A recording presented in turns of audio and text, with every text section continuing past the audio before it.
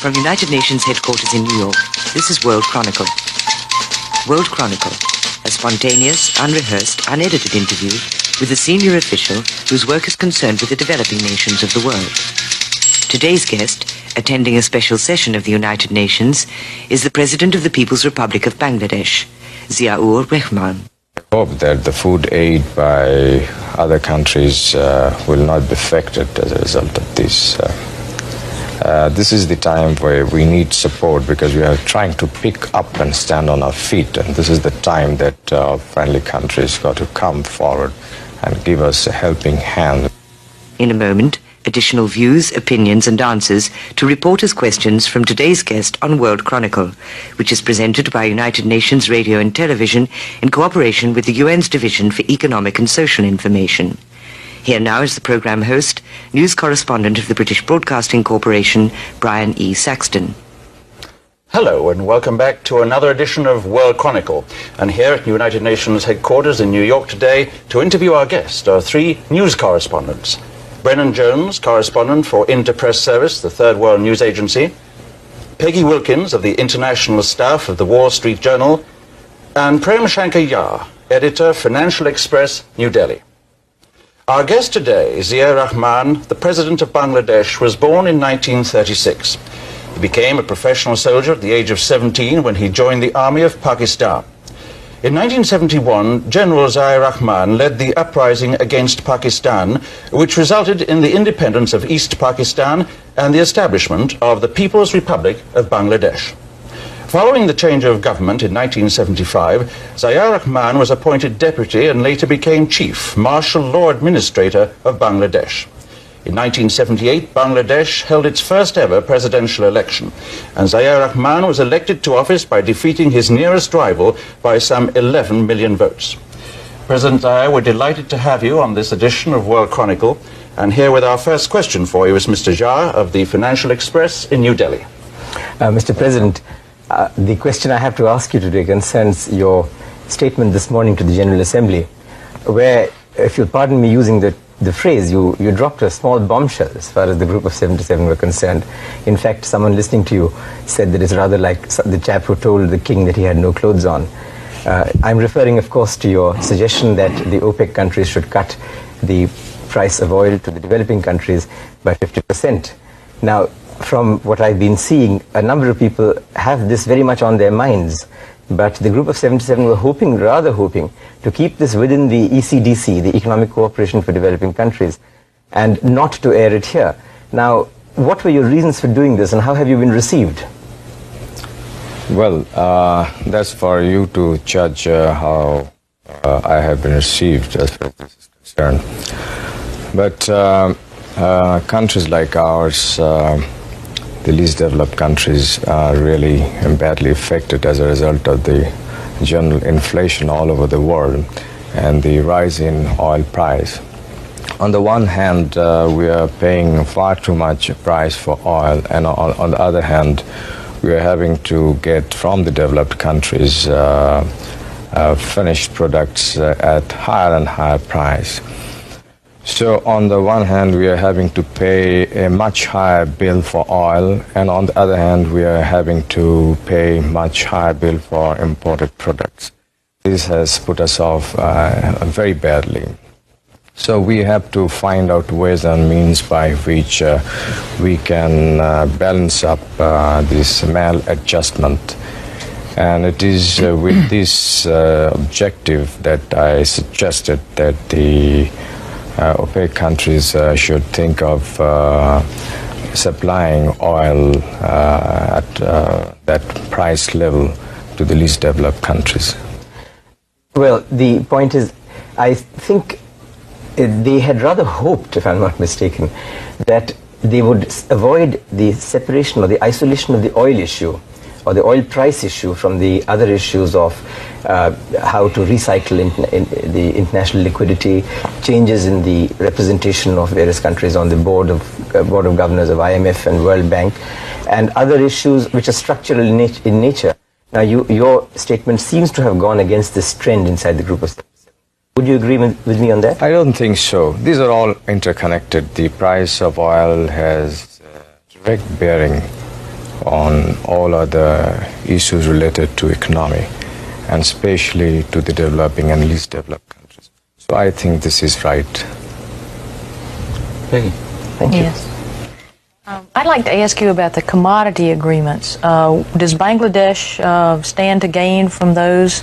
And what do you think of the prospects for coming to some commodity agreements out of the UN session? Would you just clearly say what you would like to know? Okay, the agreements that would stabilize prices of commodities, and I assume that you would benefit through jute, for your jute and for your tea, perhaps other commodities. Can you comment on what the United Nations is about to do in terms of stabilizing commodity prices and how Bangladesh could benefit? Yeah, thank you very much. This is again very important for us, this commodity price agreement, because we find that for our raw products, countries like us are mainly exporting raw material. And for this, unfortunately, we are getting lesser price or not attractive price. So this has decreased our exports in real value. So if an agreement like this is reached through negotiations and understanding, it is going to help countries like ours reasonably well and keep our export balanced, and we can see beforehand and know how much we can earn from our exports. This will help us in planning our production in the country and our export over a period of substantial time. And specifically, your exports that would benefit would be jute, tea? Yes, jute, tea, leather. Leather, yeah. Yeah. What do you think the prospects are for an agreement that will benefit the countries? Well, as I said this morning, it's not an easy thing. But we got to keep moving with the negotiations and find out new formulas which could be acceptable to all the parties, and especially formulas which will, in real term, benefit countries like ours. Here, I would like to say one thing, and that is that some of the countries like ours have a lot of untapped resources, unexplored resources, unutilized resources, natural resources. For our country, we can say, such as the gas, natural gas, good prospect for oil, limestone, coal, which have remained unexplored or fully developed. So, this way, we would be able to foresee our exports and plan our economy.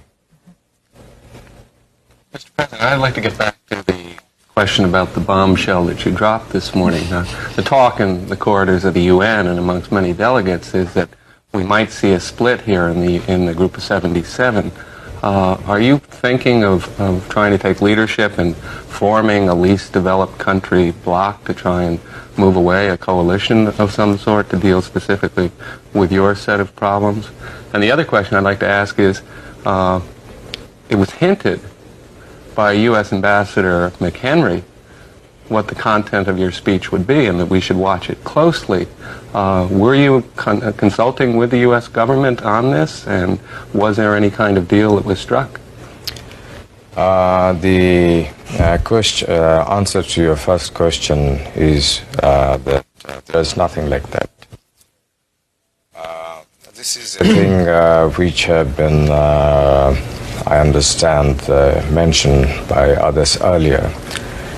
And we felt that it is better to say it here, and I don't think this has any prospect of splitting the group of 77. And let me tell you, we had no talks with anybody on this count. If anybody said, must have said on their own.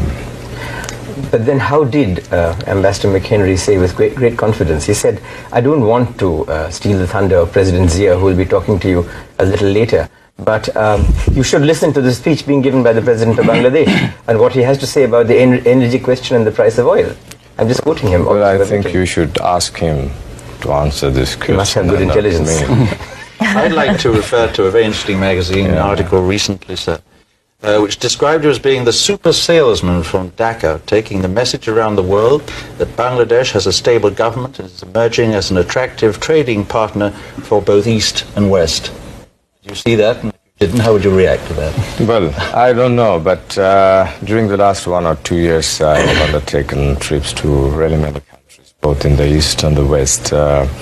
The object, one should have understood that we were colonized for a long period, as a result of which we remain undeveloped, whereas we have tremendous resources. Firstly, the land is so fertile, and in agriculture, our return is so low. As I said a few minutes ago, we have several others, very valuable natural resources which have remained undeveloped, unexplored. For this, we got to talk to people who have the money, who have the technical know-how. And apart from this, being a new country, I had decided to visit as many countries as possible. And I think these visits have really helped us a lot to project Bangladesh in other countries and discuss with those countries' leaders as to how economic cooperation could be built up. And as a result of these visits, our assistance from abroad has increased over the last 2-3 years, and the economy in our country are gradually picking up. May I come to a related question to this one, which is the one of, shall we say, regional cooperation. One of the problems that we all face in common is, in fact, the oil price, if you like, the balance of payments problem. And it seems to me that the best thing one could possibly do is try and the countries most affected, least developed, most seriously affected, doesn't really matter which, that we should try and buy as much from each other and possibly try for better terms. Now, for instance, all the 4 countries of the subcontinent have an interest in tea, in jute, in leather, and textiles to a large extent. And at the same time, at least one of the countries, which is India, is producing many of the products that you would need, for example, cement or textile machinery, at very, very much lower than world prices. Now, what is anything being done?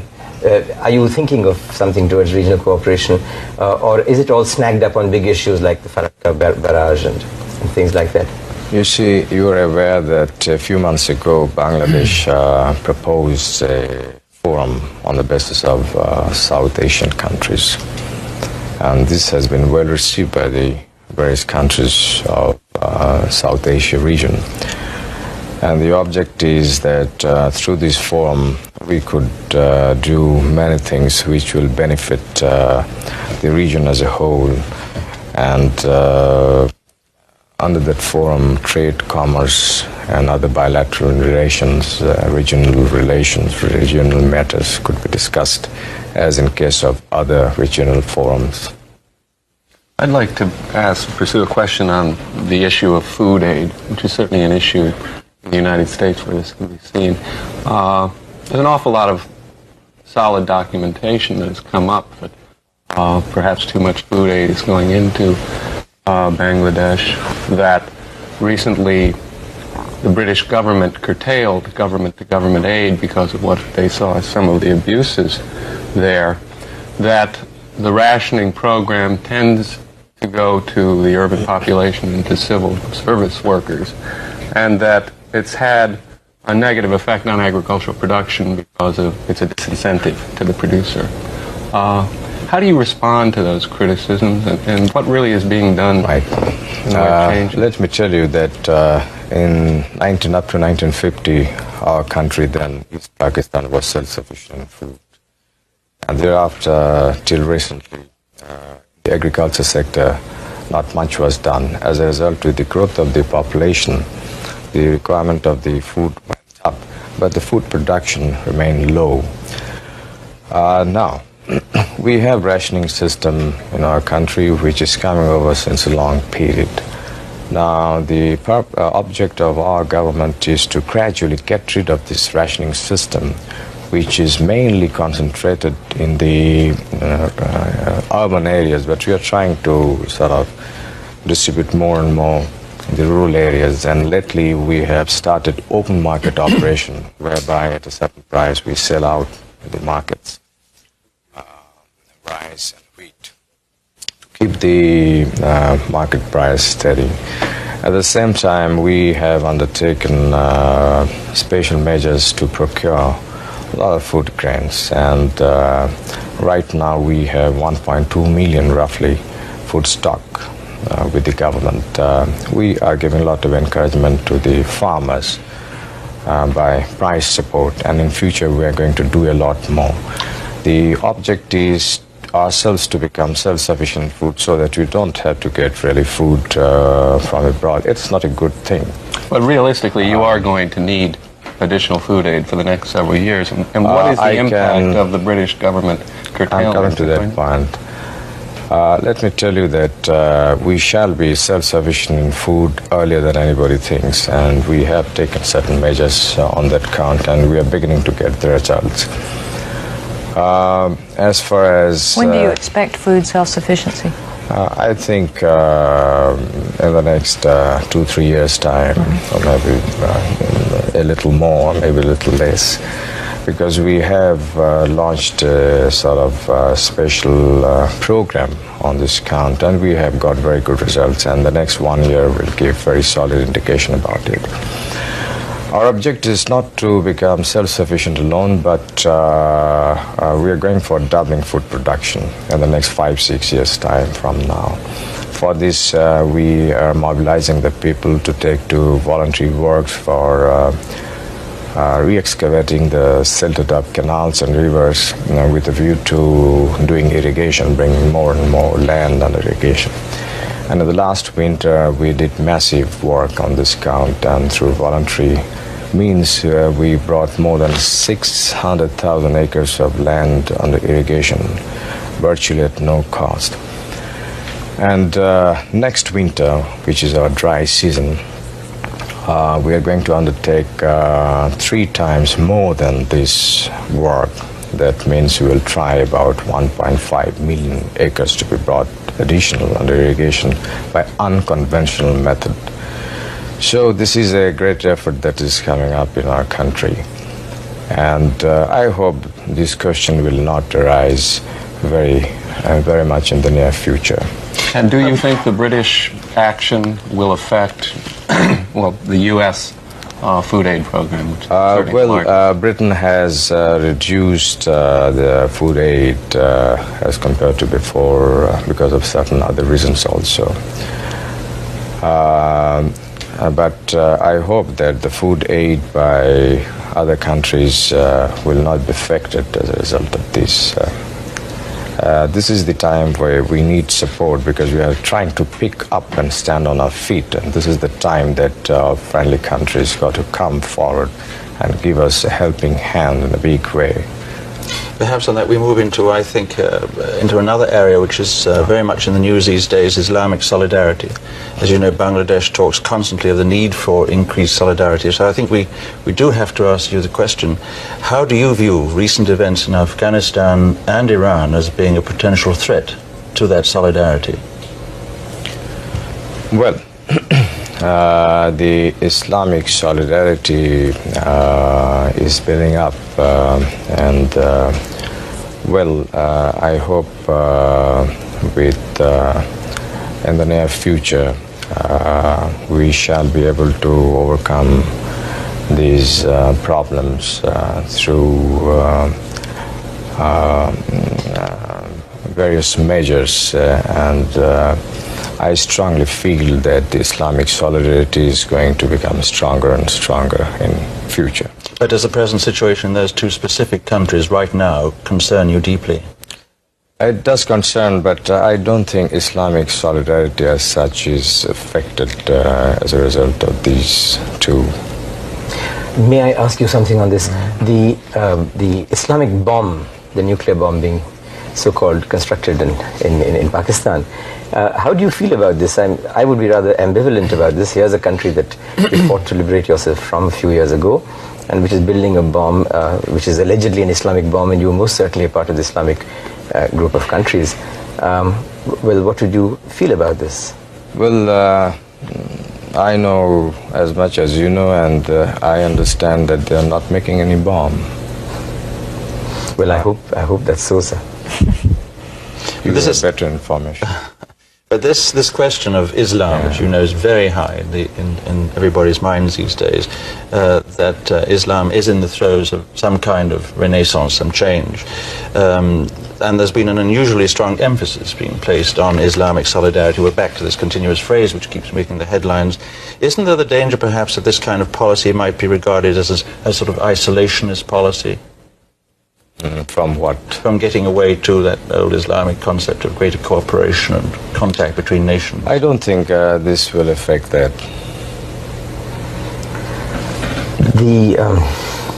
I wonder if... no, please, after... Are you sitting on the same line? If we have in our few minutes left, I'd love to pursue this because it is a terribly interesting race. Well, I wanted to ask you about a little more about Afghanistan and your reaction to the problem there, and how you feel, what can be done? I mean, what would you like to see? Well, I think our position on Afghanistan is quite clear, and we feel that the foreign troops from Afghanistan should be withdrawn, and the people of Afghanistan should be left on their own to choose their system, political, economic, and government system. Well, I think the obvious other question is Iran. I think your foreign minister in Islamabad in July did say that he thought the situation in Iran was a threat to regional security. And I think there was the idea of setting up a contact group to help solve that problem. What has been the latest news on that? Well, I precisely don't know, but I think they are making all efforts to work out some understanding with the present Afghan people or government. I don't understand. I don't have the exact information, but they are approaching in various ways to realize their objective. My question gets back to what the UN is doing here in the special session. I think most people have the assessment that not much is going to come out of it, which leaves Pakistan or Bangladesh very much in a situation like a lot of developing countries. Insufficient assistance from the North or concessions by the North, and probably not much from OPEC. What does a country like yours do then, given the inflation rate, given the world economic crisis? And if you could also follow that up on what do you tell the world in terms of the things you are doing to meet your own energy needs within Bangladesh? Good, I think that's a very good question. It's a very difficult problem, let me tell you. But this should not dishearten us. There should be less of pessimism and more of optimism, and we should move forward and negotiate, carry on with the dialogue, talk, and find out formulas which could bring better results in this. As far as we are concerned, we are not sitting idle. We are developing our natural gas, and we have sufficient natural gas. I think in the near future we are going to sort of bring gas under more utilization. We may sell natural gas as LNG and use natural gas as CNG and things like that. And we are now exploring ourselves for oil. There's very strong indication that we have oil, and we hope in the near future we may have oil, we may get oil in our country. Then we have a huge reserve of coal in the northern areas of our country, and we're going to sort of exploit this coal mine. And we're working also on other form of energies to meet our present requirement and also the future requirement. But as time is passing, our own energy requirement is also increasing. So coming around that we got to do something so that the least developed countries do not come under so heavy pressure as a result of the increase in the price of oil. Because we really don't have the means to buy oil at such high rates, yet we need oil for our development. Is the oil deposits that you have indications of, are they anywhere near this line of demarcation of the continental shelf with India? Because there are some people, perhaps not well-wishers of either India or Bangladesh, who would like to see a kind of dispute coming up on this. I find your questions are one track, however. You see, we are looking for oil on the land. And we have brought now our own rigs, and in a few months' time we would be drilling for oil on the land. Mr. President, I'm afraid that's all the time we have today, which is a great pity. The clock always beats us. President Zayer, we have to close the show, but we want to thank you for being with us today to answer our questions on this edition of World Chronicle. Our guest has been Zayer Rahman, the President of the People's Republic of Bangladesh. President Rahman, here to attend a special session of the United Nations General Assembly, was interviewed here at UN headquarters in New York by Brennan Jones, correspondent for Interpress Service, the Third World News Agency, Peggy Wilkins of the International Staff of the Wall Street Journal, and Prem Shankar Jha, editor of the Financial Express of New Delhi. And I'm Brian Saxton, thanking you for being with us and hoping you'll join us again for the next edition of World Chronicle.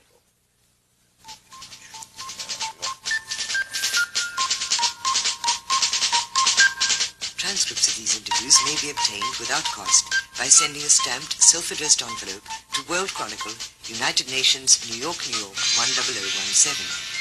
World Chronicle is broadcast in developing and developed nations worldwide and features senior officials whose work is concerned with the developing nations of the world, in spontaneous, unrehearsed, unedited interviews conducted by reporters from press, radio and television. World Chronicle is a public affairs presentation of this station.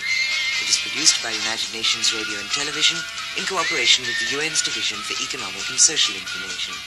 This is Tina Jorgensen speaking.